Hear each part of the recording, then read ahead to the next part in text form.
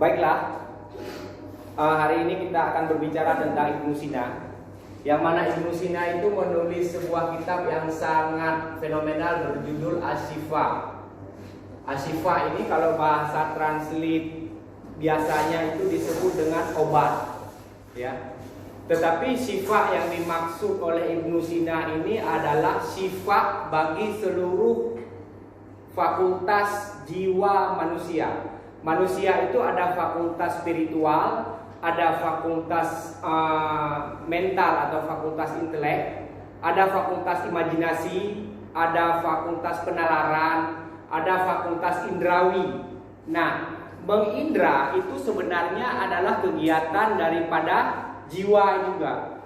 Berimajinasi adalah kegiatan jiwa, bernalar adalah kegiatan jiwa. Spiritualitas juga adalah kegiatan jiwa. Jadi jiwa yang dilihat oleh Ibnu Sina itu adalah punya banyak ragam fakultasnya. Maka Ibnu Sina menulis kitab Asy-Syifa sebagai obat dalam tanda kutip bagi seluruh fakultas jiwa manusia, yang ada beberapa tingkatan tentunya. Yang pertama tingkatan metafisika, kemudian tingkatan fisika, kemudian katakanlah fakultas tentang akal. Walaupun akal sebenarnya luas, tetapi disebut di sini akal atau intelek, ya, atau imajinasi juga boleh, karena dia sama-sama fakultas dalam mental. Nah, dalam hal ini kitab Asy-Syifa ini membahas tentang hal-hal yang mencakup seluruh fakultas jiwa manusia. Metafisika membahas tentang misalnya metafisika adalah membahas tentang hal-hal yang melampaui fisika, makanya disebut meta, melampaui hal-hal yang fisik, yang sensibel, hal-hal yang bisa diindrai, melampaui hal-hal yang bisa diindrai. Misalnya pembahasan tentang wujud sebagaimana wujud. Ini pembahasan utama filsafat sebenarnya adalah wujud sebagaimana maujudnya. Kemudian metafisika juga ada ilmu tentang eskatologi. Misalnya hal-hal yang membahas tentang jiwa dalam perjalanannya setelah meninggalkan jasad atau setelah orang meninggal. Ada tentang dunia, tentang akhirat dan sebagainya macam.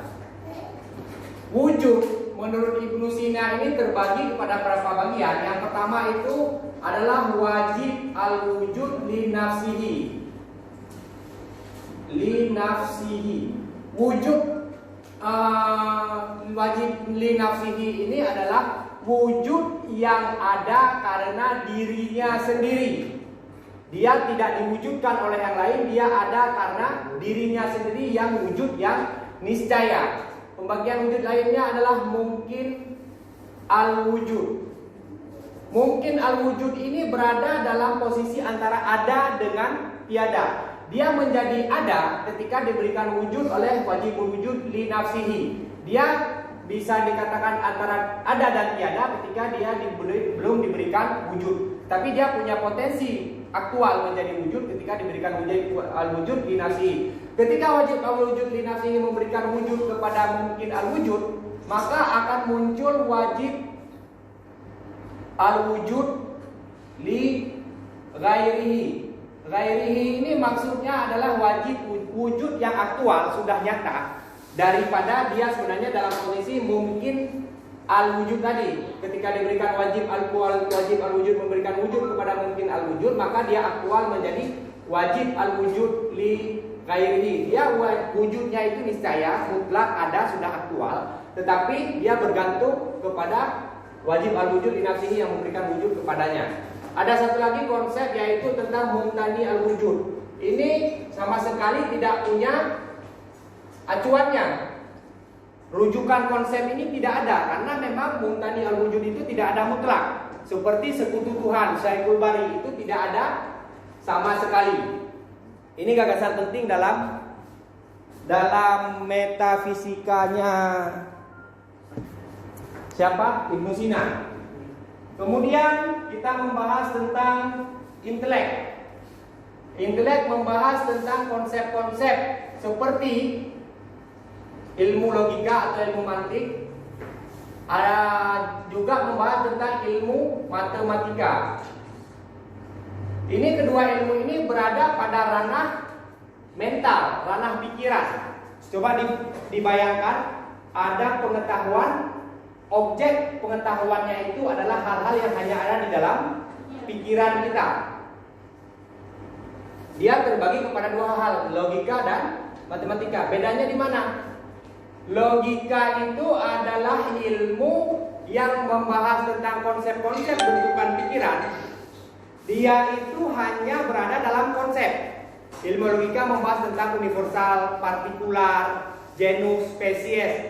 Universal, partikular, genus, spesies itu tidak ada, kalau dilihat di luar tidak ada acuannya. Dia tidak bisa diacu pada realitas indrawi kita. Dia hanya ada dalam konsep. Kalau matematika, dia membahas tentang ilmu-ilmu dalam konsep pikiran, tetapi dia ada yang bisa diacu pada realitas di luar. Misalnya begini, lingkaran, kubus, segi empat misalnya, ada yang bisa diacu di luar. Lingkaran itu adalah konsep di dalam pikiran, konsep dalam ilmu matematika. Tetapi ada yang cocok untuk dipadankan dengan dia di realitas luar. Misalnya bulat, lingkaran bisa diacu kepada ban misalnya. Segitiga ada yang bisa diacu pada piramida misalnya. Jadi konsep pikiran dia bisa tetapi punya acuan di luar. Ini beda logika dengan matematika. Sementara hal-hal yang imajinasi adalah hal yang sebenarnya dalam filsafat itu lebih luas daripada hal-hal yang dalam fisik. Karena di dalam fisik itu apa yang ditangkap itulah yang dikonsepkan. Tetapi kalau di imajinasi itu bisa lebih luas. Misalnya ada sayap, ada gambar sayap di luar, ada sayap pada realitas eksternal, pada realitas indrawi, sayap burung misalnya. Kemudian ada kuda misalnya. Dalam imajinasi itu bisa dibikin ada kuda yang bersayap. Apa namanya kuda bersayap itu? Pegasus ya? Unicorn, kuda yang ada tanduk.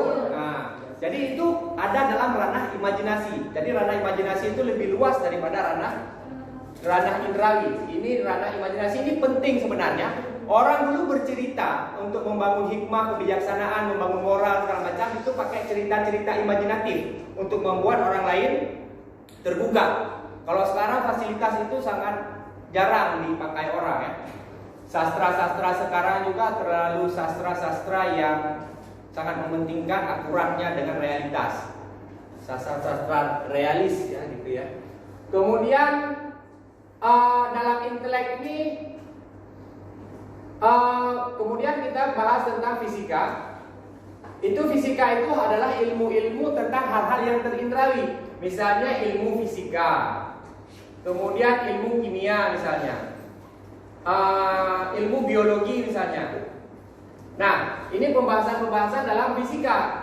Contohnya dalam ilmu biologi itu tentang hewan, kemudian tentang tumbuhan, kemudian tentang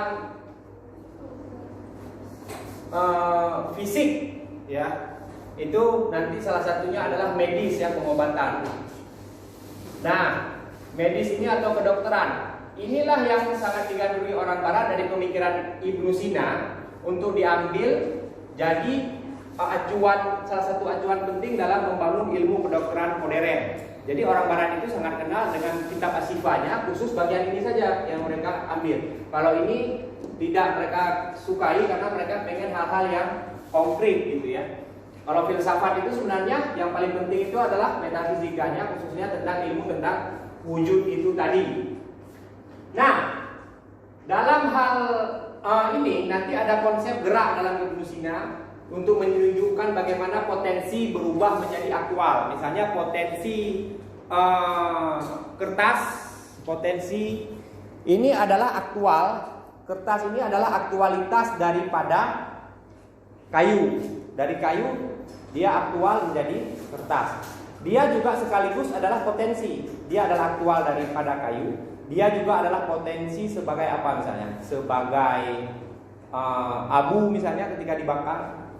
Makanya dalam pembahasan Ibnu Sina itu dalam satu entitas itu beda dengan entitas yang lain. Kalau dia kertas berarti bukan penghapus. Kalau dia penghapus bukan spidol. Ini konsep peripatetik yang diambil dari Aristoteles tentang prinsip identitas dan non kontradiksi. Dalam setiap entitas itu ada substansi dan aksiden. Aksiden itu ada 9.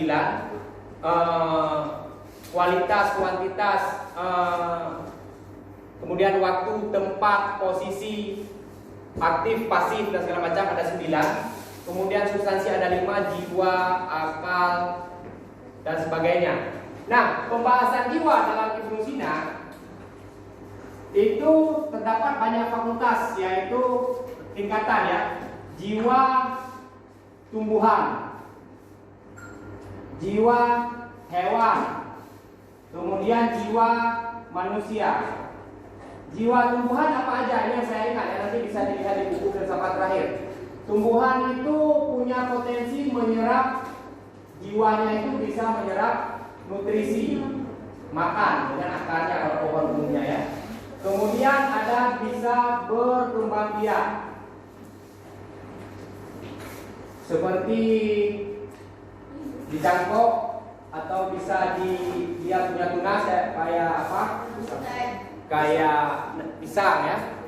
Kemudian ya tumbuh, punya jiwa untuk tumbuh dari kecil jadi besar. Kalau hewan ini dimiliki semua oleh hewan, tetapi ada tambahan bagi hewan, misalnya bergerak dengan kehendak.